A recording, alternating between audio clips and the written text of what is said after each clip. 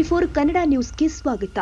ನನಗೆ ಸ್ಪರ್ಧೆ ಮಾಡುವಂತೆ ಹೈಕಮಾಂಡ್ಗೆ ಯಾವ ನಾಯಕರು ಸೂಚಿಸಿಲ್ಲ. ಲೋಕಸಭಾ ಚುನಾವಣೆಗೆ ಸಚಿವರು ಸ್ಪರ್ಧಿಸುವುದು ಕಡ್ಡಾಯವಲ್ಲ ಅಂತ ಲೋಕೋಪಯೋಗಿ ಸಚಿವ ಸತೀಶ್ ಜಾರಕಿಹೊಳಿ ಸ್ಪಷ್ಟಪಡಿಸಿದ್ದಾರೆ. ಕಾಂಗ್ರೆಸ್ ಭವನದಲ್ಲಿ ಶನಿವಾರ ಸುದ್ದಿಗಾರರೊಂದಿಗೆ ಮಾತನಾಡಿದರು. ತಮ್ಮ ಸ್ಪರ್ಧೆಗೆ ಹೈಕಮಾಂಡ್ನಿಂದ ಒತ್ತಡ ಬರುತ್ತಿರುವ ಕುರಿತು ರಾಜಕೀಯ ವಲಯದಲ್ಲಿ ಚರ್ಚೆ ನಡೀತಾ ಇದೆಯಲ್ಲ ಎಂಬ ಪ್ರಶ್ನೆಗೆ ಅವರು ಈ ರೀತಿ ಉತ್ತರಿಸಿದ್ದಾರೆ. ಮುಂಬರುವ ಲೋಕಸಭಾ ಚುನಾವಣೆಗೆ ಸ್ಪರ್ಧಿಸುವಂತೆ ಕಾಂಗ್ರೆಸ್ ಹೈಕಮಾಂಡ್ ನನಗೇನು ಸೂಚನೆ ನೀಡಿಲ್ಲ ಎಂದರು. ರಾಜ್ಯದಲ್ಲಿ 18 ಕ್ಷೇತ್ರಗಳ ಪೈಕಿ ಎಲ್ಲಾ ಕ್ಷೇತ್ರದಲ್ಲಿ ಕಾಂಗ್ರೆಸ್ ಗೆಲುವು ಸಾಧ್ಯವಿಲ್ಲ. ಕೆಲ ಕ್ಷೇತ್ರದಲ್ಲಿ ನಮ್ಮ ಪಕ್ಷ ಬೇಕಿದೆ.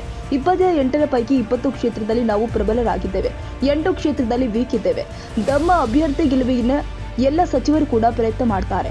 ನಮ್ಮ ಸಚಿವರ ಪ್ರಯತ್ನದ ನಂತರವೂ ಕೂಡ ಕೆಲವೊಮ್ಮೆ ಫಲ ಸಿಗೋದಿಲ್ಲ. ಲೋಕಸಭಾ ಚುನಾವಣೆಯಲ್ಲಿ ಕಾಂಗ್ರೆಸ್ ಸೋತರೆ ಸಚಿವರ ತಲೆದಂಡವಾಗುತ್ತೆ ಎಂಬುದು ಶುದ್ಧ ಸುಳ್ಳು.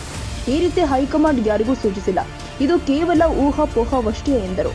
ಲೋಕಸಭಾ ಚುನಾವಣೆಯಲ್ಲಿ ಅಭ್ಯರ್ಥಿಗಳ ಗೆಲುವಿಗೆ ಎಲ್ಲರೂ ಕೂಡ ಪ್ರಯತ್ನ ಮಾಡಬೇಕು. ಲೋಕಸಭಾ ಚುನಾವಣೆ ಸಂಬಂಧ ಈಗಾಗಲೇ ದೆಹಲಿ ಮತ್ತು ಬೆಂಗಳೂರಲ್ಲಿ ಸಭೆ ಆಗಿದೆ ಎಂದರು. ಬೆಳಗಾವಿ ಕ್ಷೇತ್ರದಿಂದ 10 ಹಾಗೂ ಚಿಕ್ಕೋಡಿ ಕ್ಷೇತ್ರದಿಂದ 6 ಜನ ಆಕಾಂಕ್ಷಿಗಳು ಟಿಕೆಟ್ ಕೋರಿ ಅರ್ಜಿ ಸಲ್ಲಿಸಿದ್ದಾರೆ. ಆದರೆ ಕೊನೆ ಕ್ಷಣದಲ್ಲಿ ಅಭ್ಯರ್ಥಿ ಯಾರಾಗ್ತಾರೆ ಎಂಬುದನ್ನು ಪಕ್ಷದ ಹೈಕಮಾಂಡ್ ತೀರ್ಮಾನ ಮಾಡುತ್ತೆ ಎಂದರು. ಬೆಳಗಾವಿಯಿಂದ ಲಕ್ಷ್ಮೀ ಹೆಬ್ಬಾಳ್ಕರ್ ಹಾಗೂ ಚಿಕ್ಕೋಡಿಯಿಂದ ತಾವು ಸ್ಪರ್ಧಿಸುತ್ತೀರಾ ಎಂಬ ಪತ್ರಕರ್ತರ ಪ್ರಶ್ನೆಗೆ ಉತ್ತರಿಸಿದ್ರು. ನಮಗೆ ಚಿಕ್ಕೋಡಿ ದೂರವಾಗುತ್ತದೆ ಎಂದಷ್ಟೇ ಪ್ರತಿಕ್ರಿಯಿಸಿದ್ರು.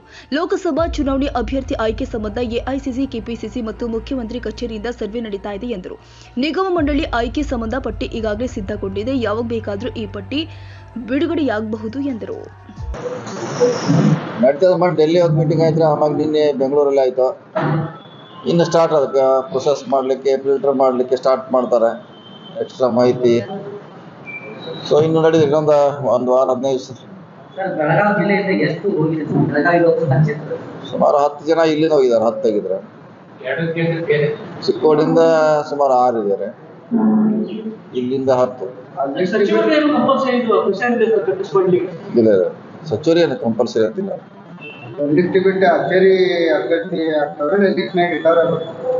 ಹೇಳಿ ಕೊನೆಗಳಿಗೆ ಸ್ಪರ್ಧೆ ಮಾಡ್ತಿದ್ ಬಂದ್ರು ಬರ್ಬೋದು. ಹೇಳಿಕ್ಕೆ ಬಿಟ್ಟು ಆದ್ರೆ ನಮ್ಮಲ್ಲಿ ಇನ್ನೂ ಕೆಲವರು ಕೊಡದೇ ಇದ್ದಾರೆ. ಅವ್ರು ಬರ್ಬೋದು. ನಮ್ಮ ಪಕ್ಷದವ್ರು ಅಷ್ಟೇ, ಬೇರೆ ಪಕ್ಷದವ್ರು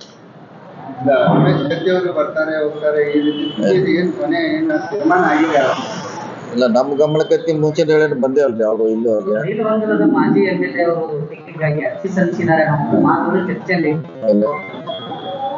ನಮ್ಮಲ್ಲಿ ಯಾರು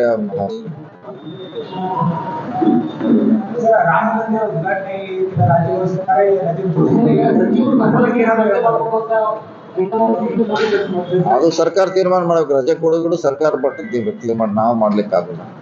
ಅವ್ರು ತೀರ್ಮಾನ ಮಾಡ್ಬೇಕು. ಎಲ್ಲಾ ಕಡೆ ದೇಶಾದ್ಯಂತ ರಾಮನಾಮ ಜಪ ಆಗ್ತಾ ಇದೆ. ಎಲ್ಲಾ ಶಾಸಕರು ತಮ್ಮ ಕ್ಷೇತ್ರದಲ್ಲಿ ವಿಭಿನ್ನವಾಗಿ ಅದನ್ನ ಆಚರಣೆ ಮಾಡ್ತಾ ಇದ್ದಾರೆ. ನಾವು ಯಾವ ರೀತಿಯಾಗಿ ಯಾವ ರೀತಿ ಜನ ಮಾಡ್ಬೇಕಲ್ಲ, ನಾವು ಮಾಡೋದು. ನಾವು ಶಾಸಕರು ನಾವು ಇಂಡಿವಿಜುವಲ್ ಜನರಿಗೆ ಬಿಟ್ಟಂತ ವಿಚಾರ. ಅವ್ರು ಹೇಗೆ ಮಾಡ್ಬೇಕು, ಹೆಂಗ್ ಮಾಡ್ಬೇಕು ಅನ್ನೋದು ಅವ್ರಂತ ಬಿಟ್ಟು ವಿಚಾರ ಅದ. ಅವ್ರು ಹೆಂಗ್ ಮಾಡ್ತಾರೆ, ಅವ್ರು ಸ್ವತಂತ್ರರು. ಅವ್ರು ಮಾಡುವಂತ ಅಧಿಕಾರ ಇದೆ, ಮಾಡ್ತಾರೆ. ಸರ್, ಈಗ ಮೊದಲೇ ಸಚಿವರು ಹೇಳ್ತಾ ಇದ್ದಾರೆ, ಒಂದು ವೇಳೆ ಸಚಿವರು ಆ ಕ್ಷೇತ್ರದಲ್ಲಿ ಗೆಲ್ಲದೇ ಇದ್ರೆ ಸಚಿವರು ತಲೆದಂಡ ಆಗುತ್ತೆ. ಕೆಲವೊಂದು ಮೊದಲೇ ಸಚಿವರು ಹೇಳಿಕೆಗಳನ್ನು ಕೊಡ್ತಾ ಇದ್ದಾರೆ. ಅದ್ರ ಬಗ್ಗೆ ನನಗೆ ಗೊತ್ತಿಲ್ಲ, ನೋಡ್ಬೇಕು. ಯಾಕಂದ್ರೆ ಏನಾದ್ರು ಹೈಕಮಾಂಡ್ ಏನಾದ್ರು ಇಲ್ಲ, ಆ ರೀತಿ ಹಿಂದೆ ಮಾಡಿ ಎಲ್ಲಿ ಮಾಡೋದು. 28 ಗೆಲ್ಲಲ್ಲ ನಾವು. ಒಂದ್ 8 ಮಂದಿ ಸೋತ್ರ 8 ಮಂದಿ ತಲೆದಂಡ ಆಗೋಲ್ರಲ್ಲ. ಮಾನದಂಡ ಯಾವುದೂ ಇಲ್ಲ. ಪ್ರಯತ್ನ ಮಾಡ್ತೀವಿ. ಕೆಲವು ಕಡೆ ಗೆಲ್ಲದೆ ಇರುವಂಥ ಕಾನ್ಸ್ಟಿಟ್ಯೂನ್ಸಿ ಇದಾವ. ಅಲ್ಲಿ ಮಂತ್ರಿ ಪ್ರಾಮಾಣಿಕವಾಗಿ ಕೆಲಸ ಮಾಡಿರ್ತಾರೆ. ಅವ್ರ ಶಕ್ತಿ ಸಾಲವಲ್ಲ, ಸೋಲ್ತೀವಿ ಅಲ್ಲಿ. ಆ ಮಂತ್ರಿ ಕೆಲಸ ಮಾಡಿದ್ರು ಕೂಡ ಸೋಲ್ತೀವಿ. ಅವನಿಗೆ ರಾಜೀನಾಮೆ ಕೊಡ ಅಂತ ಹೇಳಲಿಕ್ಕೆ ಆಗೋಲ್ಲ.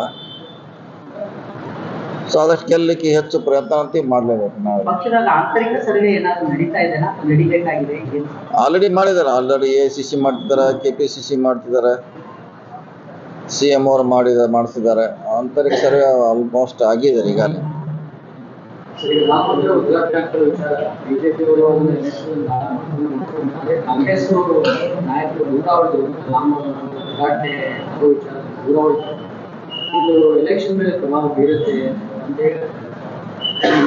ಇರೋಲ್ಲ, ಅದಕ್ಕೆ ಬರ್ತದೆ.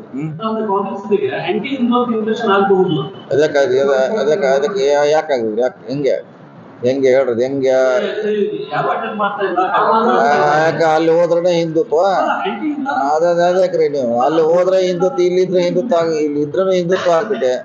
ಸ್ವಂತ ಮೋದಿ ಅವ್ರು ಏನ್ ಹೇಳಿದಾರೆ ಸ್ಟೇಟ್ಮೆಂಟ್ ಕೇಳಿದ್ರೆ ಏನ್ ಹೇಳಿದಾರೆ ಮೋದಿ ಅವ್ರೆ? ಯಾರು 22ಕ್ಕೆ ಬರಬೇಡಿ, ನಂತರ ಬೇಕಾದ್ರೆ ಹೇಳಿದಾರು. ಸ್ವಂತ CM ಅವ್ರು ಏನ್ ಹೇಳಿದಾರೆ ನಾವು ಹೇಳಿದ್ದಾರೆ, ಹೇಳಿದ್ದಾರೆ. ಈಗ ಇನ್ನೂ ಆಗ್ಲೇ ತರಾತುರಿಯಲ್ಲಿ ರಾಮನ ಮೂರ್ತಿ ಪ್ರತಿಷ್ಠಾಪನೆ ಎಲ್ಲೋ ಒಂದ್ ಕಡೆ ಏನಂತಂದ್ರೆ ಬಿಜೆಪಿ ಸರ್ಕಾರ ಇದನ್ನ ತನ್ನ ರಾಜಕೀಯ ದಾಳವಾಗಿ ಬಳಸ್ಕೊಳ್ತಾ ಇದ್ದಾರೆ ಅನ್ನಿಸ್ತಾ ಇದೆ ಅಥವಾ ಕಾಂಗ್ರೆಸ್. ಈ ಪ್ರಶ್ನೆ ನೀವು ಬಿಜೆಪಿ ಅವ್ರು ಕೇಳ್ಬೇಕು, ಅವ್ರು ಉತ್ತರ ಕೊಡ್ಬೇಕು. ನಾವು ಕೊಡ್ಲಿಕ್ಕೆ ಹೋದ್ರೆ ಮತ್ತೆ ಅದಕ್ಕೆ ಒಂದು ಕೇಡು ಸೇರಿಸ್ತಾರೆ. ಇದನ್ನ ಪ್ರಶ್ನೆ ನೀವು ಅವ್ರಿಗೆ ಕೇಳಿದ್ರೆ ಇದು ಸರಿಯಾಗಿ ಉತ್ತರ ಅವರಿಂದ ಬರ್ಬೇಕು. ನಾವು ನಮ್ಮಿಂದ ಉತ್ತರ ಹೇಳಲಿಕ್ಕೆ ಸಾಧ್ಯ ಇಲ್ಲ. ಈ ಪ್ರಶ್ನೆಯನ್ನ ನೀವು ಬಿಜೆಪಿ ಅವ್ರಿಗೆ ಕೇಳಿದ್ರೆ ಅವ್ರು ಸರಿಯಾಗಿ ಉತ್ತರ ಕೊಡ್ಬೇಕು.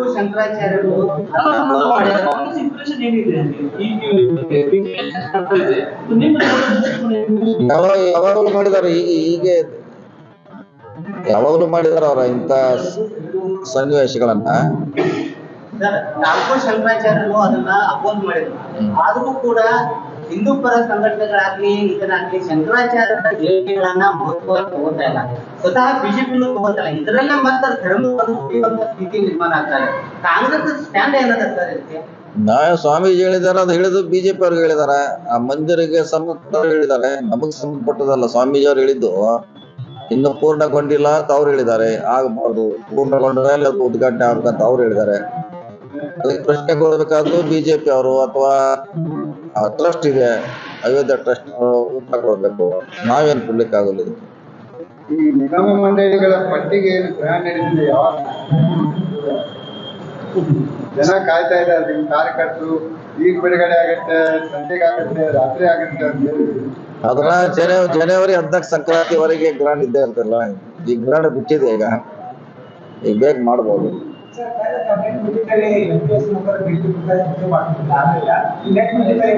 ಮಾಡ್ತಾರೆ, ಅದೇ ನಮ್ಮ ಪ್ರಣಾಳಿಕೆಯಲ್ಲಿ ಹೇಳಿದೀವಿ. ಪ್ರಣಾಳಿಕೆಯಲ್ಲಿ ಮಾಡ್ತೀವಿ ಅಂತ ಹೇಳಿದ ಮ್ಯಾಗೆ ಅದು ಇವತ್ತು ಬಂದಿಲ್ಲ, ನಾಳೆ ಬಂದಿಲ್ಲ, ನಾಡ್ದು ಬರ್ಬೋದು ಅಷ್ಟೇ. ಸರ್, ಈಗ ಚುನಾವಣೆ, ಲೋಕಸಭಾ ಚುನಾವಣೆಯನ್ನು ಮುಂದಿಟ್ಕೊಂಡು ಕೆಲವು DCM ಅಂದ್ರೆ ಜಾತಿವಾದ DCMಗಳನ್ನ ಕೊಟ್ರೆ ಚೆನ್ನಾಗಿರುತ್ತೆ, ಪಕ್ಷಕ್ಕೆ ಇನ್ನೊಂದು ಫಲ ಬರುತ್ತೆ ಅನ್ನೋದು ವಿಚಾರ. ಅದು ಬಹಳಷ್ಟು ಚರ್ಚೆ ಆಗ್ತಾ ಇದೆ. ಆ ವಿಚಾರಕ್ಕೆ ಸಂಬಂಧಪಟ್ಟಂತೆ ಏನಾದ್ರು ಹೋಪ್ಸ್ ಇದೆಯಲ್ಲ ಅಂತ? ನೋಡಿ, ಅದು ಮಾಡೋದು ಬಿಡುದು ಹೈಕಮಾಂಡ್ ಬಿಟ್ಟಂತ ವಿಚಾರ. ನಾವು ಪದೇ ಪದೇ ಹೇಳಕ್ ಆಗೋಲ್ಲ. ಒಂದ್ಸಾರಿ ಹೇಳಿದ್ದಾರೆ, ಗಮನ ತಂದಿದ್ದಾರೆ. ಸೊ ಅದು ಮಾಡೋದು ಬಿಡುದು ಪಕ್ಷಕ್ಕೆ ಬಿಟ್ಟಂತ ವಿಚಾರ. ಪದೇ ಪದೇ ಹೇಳೋದ್ರಲ್ಲಿ ಅರ್ಥನೇ ಇಲ್ಲ.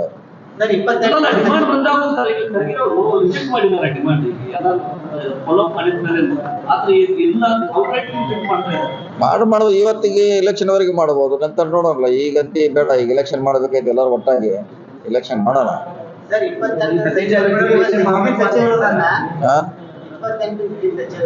ಲೋಕಸಭಾ ಚುನಾವಣೆಗೆ ತಯಾರಿ ಅದ್ರೊಳಗ ಯಾವ ರೀತಿ ಅದನ್ನ ಇದನ್ನ ಮಾಡ್ಬೋದು, ಅನುಷ್ಠಾನಕ್ಕೆ ತರ್ಬೋದು? 28 ಸಚಿವರು ಪ್ರಯತ್ನ ಮಾಡ್ತೀವಿ ಅಂತ ಹೇಳಿದಿಲ್ಲ. ಗೆಲ್ಲಿಸ್ಲಿಕ್ಕೆ ಪ್ರಯತ್ನ ಮಾಡ್ತೀವಿ. ಎಲ್ಲ ನಮ್ಮ ಕೈಲಿರೋಲ್ಲ. ಜನ ಆಶೀರ್ವಾದ ಮಾಡ್ಬೇಕು.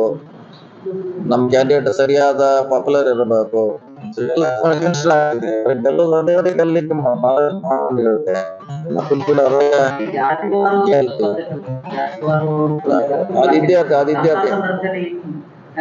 ಅನಿವಾರ್ಯತೆ ಸೃಷ್ಟಿಯಾಗಿರುತ್ತೆ. ಅಲ್ಲಿ ಏನ್ ಮಾಡ್ತೀವಿ ಈ ಸಾರಿ? ನೀವು ಹೇಳ್ದಂಗ ಅಲ್ಲಿ ಅಹಿಂದ ವರ್ಗ ಕೊಡ್ಬೇಕು ಅಥವಾ ಪೂರ್ವ ಕೊಡ್ಬೇಕು ಅಂತ ಹೇಳ್ತೀವಿ. ಮತ್ತೆ ಅಲ್ಲಿ ಪ್ರಬಲ ಕ್ಯಾಂಡಿಡೇಟ್ ಇಲ್ಲದೆ ಇದ್ರೆ ಪರಿಸ್ಥಿತಿ ಏನು ಅಂತ? ಇಲ್ಲದೆ ಇದ್ರಕ್ಕೆ ಎಲ್ಲರೂ ಕೊಡ್ಬೇಕ್ರಿ. ನಾವ್ ಹೇಳಿದ್ರಲ್ಲ, ನಾವು ಸರ್ಚ್ ಮಾಡ್ತಾ ಇದೀವಿ ಅಂತ ಹೇಳಿದೀವಿ. ಒಬ್ಬೊಬ್ರು ಕೊಡ್ಬೇಕಂತ ಹೋಗಕ್ಕೆ ಆ ಕೆಪಾಸಿಟಿಗೆ ಅವ್ರ ಸಮಾಜ ಒಪ್ಬೇಕಂತ ಹೇಳಿದೀವಿ. ಆ ಕೆಪಾಸಿಟಿ ಇದ್ರೆ ಅವನಿಗೆ ಅಷ್ಟೆಲ್ಲ ಫಾಲೋ ಇದ್ರೆ ಖಂಡಿತ ಮಾಡ್ತೀವಿ. ಇಲ್ಲಾಂದ್ರೆ ಮತ್ತೆ ಯಾರು ಗೆಲ್ತಾರೆ ಮತ್ತೆ ನೆಕ್ಸ್ಟ್ ಬರ್ಬೇಕಾಗುತ್ತೆ. ಸಿದ್ದರಾಮಯ್ಯ ಫಾಲೋವರ್ಸ್ ಅಂತ ಗುರುತಿಸಿರುವಂತ ಸಚಿವರುಗಳನ್ನೇ ನಾಮಿನೇಷನ್ ಮಾಡ್ತಾರೆ. ಎದಕ್ರ? ತಮ್ಮ ಹೆಸರಾಗಿರ್ಬೋದು ಸರ್, ಎಚ್ ಎಂ ಮಾಧವಸ್ವಾಮಿ ಅವರು, ಮಾಧವಪ್ಪ ಅವರಾಗಿರ್ಬೋದು, ಅನೇಕ ಸಚಿವರು ಅದಾರ ಸರ್. ಇಲ್ಲಿ ಸಚಿವರು ಸಿದ್ದರಾಮಯ್ಯ ಆತರ ಅಂತ ಗುರುತಿಸಿರುವಂತ ಸಚಿವರನ್ನ ಇದನ್ನ ಮಾಡ್ತಾರೆ. ಹಂಗೇನಿಲ್ಲ. ಆ ಸಚಿವ ಬೆಂಬಲಿಗರು ಈ ಬೆಂಬಲಿಗರು ಅಂತ ಇರೋಲ್ಲ. ಎಲ್ಲರೂ ಒಂದೊಂದ್ಸಲಿ ಚರ್ಚೆ ಆಗಬೇಕು, ಇವ್ರು ನಿಲ್ಸ್ರಿ ಹಾಗೆ ಇವ್ರು ನಿಲ್ಸ್ರಿ ಹಂಗೆ ಚರ್ಚೆ ಆಗ್ಬೇಕು. ಇಲ್ಲ ಆ ಗುಂಪು ಈ ಗುಂಪು ಅಂತ ಹೇಳಲಿಕ್ಕೆ ಆಗಲ್ಲ, ಎಲ್ಲರೂ ಯಾರು ಅಂತ ಚರ್ಚೆ ಆಗುತ್ತೆ ಅಷ್ಟೇ. ನಿಂತು ನಿಲ್ಬೋದು, ಅದಕ್ಕೆ ಮಾಡ್ಲಿಕ್ಕೆ ಆಗಲ್ಲ, ಅವ್ರ ಪಕ್ಷ ತೀರ್ಮಾನ ಅದು.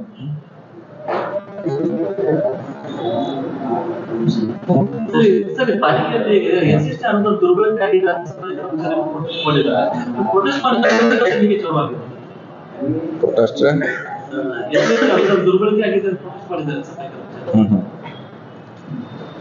ನೋಡೋಣ, ನನಗೆ ಗೊತ್ತಿಲ್ಲ. ನಾನು ಮಧ್ಯಾಹ್ನ ಸಾಯಂಕಾಲ ಹೋಗ್ತಾ ಇದ್ದೀನಿ ಕಾರ್ಪೊರೇಷನ್ಗೆ, ಹೋದಾಗ ಚೆಕ್ ಮಾಡ್ತೀವಿ ಅದ್ರ ಬಗ್ಗೆ. ಸರ್ ಫ್ಲೈಓವರ್ ಬಗ್ಗೆ ಏನು ಸ್ಪಷ್ಟವಾಗಿ ಏನು ಕೊನೆ ನಿರ್ಧಾರ ಏನು ಎಲ್ಲಿಂದ ಎಲ್ಲಿವರೆಗೆ ಆಗ್ಬೇಕು? ಅದು ಅವ್ರು ಮಾಡ್ಬೇಕು. ಕೇಂದ್ರ ಸರ್ಕಾರದ ಅಂತಿಮ ಡಿಸಿಷನ್ ಅವ್ರು ಮಾಡ್ಬೇಕು ಅಷ್ಟೇ. ಇನ್ನೂ ಪ್ಲಾನ್ ರೆಡಿ ಮಾಡ್ತೀವಿ. ನಮ್ಮ ಕಡೆಯಿಂದ ಏನೇನ್ ಬೇಕು ಮಾಹಿತಿ ಕೊಟ್ಟಿದೀವಿ, ಏನ್ ಬೇಕು ಪೇಪರ್ಸ್ ಮಾಹಿತಿ ಅವ್ರು ಕೇಳಿದೆಲ್ಲ, ಅಂತಿಮವಾಗಿ ನಿರ್ಧಾರ ಅವ್ರು ಮಾಡ್ಬೇಕು. ಎಷ್ಟು ಕಿಲೋಮೀಟರ್ ಮಾಡ್ಬೇಕಂತ ಪ್ಲಾನ್? ಸುಮಾರು 3.5 ಕಿಲೋಮೀಟರ್ 3.5 ಇದೆ. ಸಂಕಮಠದಿಂದ ಯಾವ್ದ್ರ ಸ್ಕೂಲ್ ಕಾಲೇಜ್ ಇದೆಲ್ಲ, KLE ಕಾಲೇಜು, ಲಿಂಗರಾಜ್ ಕಾಲೇಜ್ ಇದೆ. ಸರ್, ಕರ್ನಾಟಕದಲ್ಲಿ ಕನ್ನಡ ಬಳಕೆ ಪ್ರಮಾಣ ಹೆಚ್ಚಾಗಬೇಕು, ಆಡಳಿತ ಭಾಷೆ ಕನ್ನಡ ಆಗಬೇಕು, ಕನ್ನಡಕ್ಕೆ ಮಹತ್ವ ಕೊಡಬೇಕು. ಆದ್ರೆ ಬೆಳಗಾವಿ ಮಹಾನಗರ ಪಾಲಿಕೆಯಲ್ಲಿ ಸದಸ್ಯರುಗಳಿಗೆ ಕನ್ನಡ ಬಂದರೂ ಕೂಡ ಕನ್ನಡ ಮಾತಾಡಲ್ಲ. ಮುಸ್ಲಿಂ ಸಭೆಗಳಲ್ಲಿ ಮಹಾಪೌರಾಗ್ಲಿ ಉಪಮಹಾಪೌರಾಗ್ಲಿ ಎಂದಿಗೂ ಕನ್ನಡ ಮಾತಾಡೋದಂತೆ, ಬರೀ ಓದೋದು ಮಾತ್ರ ಬಿಟ್ರೆ ಎಲ್ಲ ಉತ್ತರ ಕನ್ನಡದಲ್ಲಿ ಮರಾಠಿಯಲ್ಲೇನೆ ಆಗ್ತಾರೆ. ಸರ್, ಇದು ಯಾವ ರೀತಿ ನಿರ್ಧಾರ, ಇದನ್ನ ಏನ್ ಮಾಡ್ತಾರೆ? ನೋಡಿ, ಅದು ಪ್ರಜಾಪ್ರಭುತ್ವ, ಈ ಭಾಷೆ ಅಂತ ಎಲ್ಲೂ ಇಲ್ಲ. ಅಲ್ಲಿ ಕರ್ನಾಟಕ ಸರ್ಕಾರನೇ ಕನ್ನಡ ಬಳಕೆಯನ್ನ ಇರ್ಬೋದು, ವ್ಯವಹಾರ ಎಲ್ಲ ಕನ್ನಡದಲ್ಲಿ ನಡೆದಿದೆ. ನಮ್ಗೆಲ್ಲ ಪೇಪರ್ಸು ಎಲ್ಲ ಕನ್ನಡದಲ್ಲಿ ಇರ್ತದೆ. ಇನ್ನು ಅವರು ಬೇರೆ ಬೇರೆ ಭಾಷೆ ಮಾತಾಡೋ ಅದಕ್ಕೂ ಒತ್ತಾಯ ಮಾಡ್ಲಿಕ್ಕೆ ಅವಕಾಶ ಇಲ್ಲ. ಆದ್ರೆ ಅವರು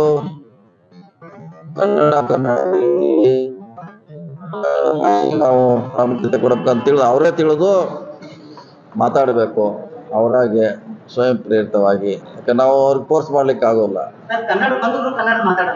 ಅದನ್ನೇ ಹೇಳಿದ್ರಲ್ಲ, ಆ ತಿರಿ ವಾತಾವರಣ ನಿರ್ಮಾಣ ಆಗಬೇಕು. ಈಗ ನಾವು ಮಹಾರಾಷ್ಟ್ರದಲ್ಲಿ ಹೋದ್ರೆ ಬೇರೆ ಭಾಷೆ ಮಾತಾಡ್ಲಿಕ್ಕೆ ಅವಕಾಶ ಇಲ್ಲ, ತಮಿಳುನಾಡಲ್ಲಿ ಇಲ್ಲ, ಕೇರಳದಲ್ಲಿ ಪ್ರಶ್ನೆ ಇಲ್ಲ. ಹಂಗ ವಾತಾವರಣ ನಮ್ಮಲ್ಲಿ ನಿರ್ಮಾಣ ಆಗಬೇಕು.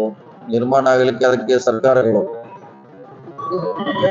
ಆ ನೀತಿ ಪೂರಕವಾಗಿ ಕೆಲಸ ಮಾಡಬೇಕು. ಯಾಕಂದ್ರೆ ಮುಂಚೆಯಿಂದ ಇದು ಮುಂಬೈ ಕರ್ನಾಟಕದಲ್ಲಿ ಬಂದಿದ್ದು, ಮರಾಠಿ ಭಾಷೆಗೆ ಆ ಚಾನ್ಸಲ್ಲಿ ಇತ್ತು, ಸರ್ಕಾರ ಕೂಡ ಇತ್ತು. ಹೀಗಾಗಿ ಅದಕ್ಕೆ ಹೆಚ್ಚು ಕಮಾಂಡ್ ಇದೆ ಇನ್ನು ಭಾಷೆ. ಅದನ್ನ ಹೋಗ್ಲಾಡ್ಸ್ಲಿಕ್ಕೆ ಹಲವಾರು ಕಾರ್ಯಕ್ರಮ ಸರ್ಕಾರಗಳು ಹಾಕೊಳ್ಳುತ್ತೆ, ಅಂದಾಗ ಮಾತ್ರ ಬದಲಾವಣೆ ಆಗುತ್ತೆ. ಸೊ ಅವರು ಸ್ವಯಂ ಪ್ರೇರಣೆಯಿಂದ ಕನ್ನಡ ಮಾತಾಡಬೇಕು. ಕನ್ನಡದಲ್ಲಿ ವ್ಯವಹಾರ ಆಗ್ತದೆ, ಅವ್ರು ತಿಳಿಬೇಕು ಕನ್ನಡದಲ್ಲಿ ಏನ್ ನಡೀತಾ ಇದೆ ಮಹಾನಗರ ಪಾಲಿಕೆ ಅಂತ. ಸೊ ಅವರಾಗಿ ಕನ್ನಡ ಮಾತಾಡ್ರೆ ಒಳ್ಳೆಯದು.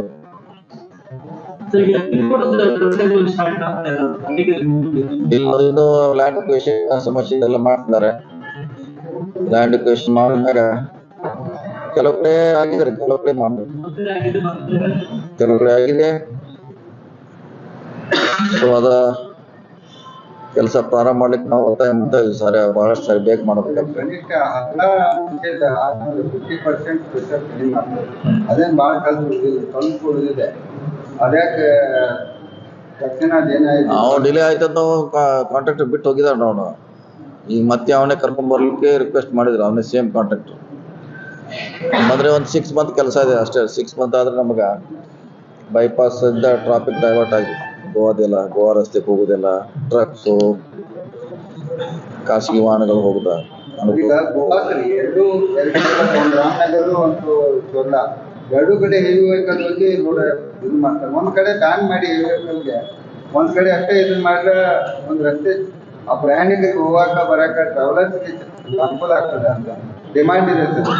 ಎರಡು ಕಡೆ ಬಿಟ್ರೆ ಎರಡು ಕಡೆ ಹೆವಿ ವೆಹಿಕಲ್ ಹೋಗಿ ಎರಡು ಕಡೆ ರೋಡ್ ಪಾಸ್ ಮಾಡ್ತಾರೆ. ಒಂದ್ ಕಡೆ ಮಾಡ್ಲಿಕ್ಕೆ ಆಗಲ್ಲ, ಒಂದ್ ಕಡೆ ಮತ್ತೆ ಸುತ್ತಾಕ ಹೋಗ್ಬೇಕು, ಬಹಳ ದೂರ ಆಗಿದೆ ರಾಮನಗರ. ಈಗ ಇದನ್ನ ರಿಪೇರ್ ಮಾಡ್ತಾ ಇದ್ರಲ್ಲ, ಈಗ ಇದನ್ನ ಏಪ್ರಿಲ್ ಮೇ ಒಳಗೆ ಫ್ರೀ ಕಾರ್ಪೆಟ್ ಮಾಡ್ತಾರೆ. ಚೋರ್ಲಾ ರಸ್ತೆ ಇಲ್ಲ, ಲೋಕಲೇ ಮಾಡ್ತೀವಿ. ವಿಶೇಷಕ್ಕೆ ಯಾರು ಬರೋಲ್ಲ ರೀ. ಈ ಸಲ ಕರೆಸ್ತಾ ಇಲ್ಲ, ನಮ್ಮವ್ರನ್ನೇ ಲೋಕಲ್ ಆಗಿ ಮಾಡ್ತಾ ಇದ್ವಿ.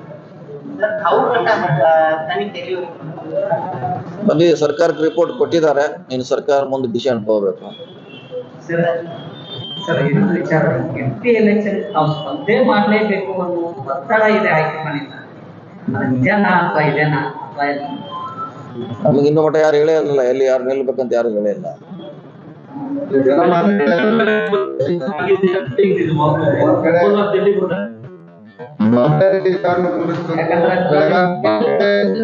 ಒಂದ್ ಕಡೆ ಸಚಿನ್ ಜಾರಕಿಹೊಳಿ ಅವ್ರು ನಿಲ್ಬೇಕು, ಇನ್ನೊಂದ್ ಕಡೆ ಲಕ್ಷ್ಮೀ ಹೆಬ್ಬಾಳ್ಕರ್ ಅವ್ರು ನಿಲ್ಬೇಕು.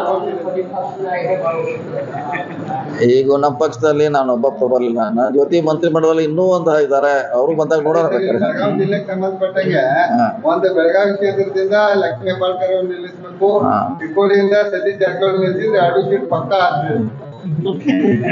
ಜನರದಿದೆ ಸರ್. ನಿಮಗಿಲ್ಲ ಬೆಳಗಾವಿ ಜಿಲ್ಲೆ ಜನರ ಕಾರ್ಯಕರ್ತರ ಡಿಮಾಂಡ್ ಇದೆ. ಒಮ್ಮಿಬ್ಬರನ್ನ ನಿಲ್ಲಿಸ್ಬಿಡ್ಲಿಕ್ಕೆ 2 ಸೀಟ್ ನಮಗಾಗ್ತಾವಂತೆ. ಬಿಜೆಪಿ ಸಾಮ್ರಾಜ್ಯ ವಶಪಡಿಸ್ಕೊಂಡಂಗ ಆಗ್ತದೆ. ಈ 2 ಕ್ಯಾಂಡಿಡೇಟ್ ಬೇರೆ ಬಹಳ ದೂರ ಅದಾವ, ಚಪ್ಪು ಹಿಡ್ಕೊತಾವ, ಅಷ್ಟು ಸುಲಭವಾಗಿ ಬಿಡೋಲ್ಲ.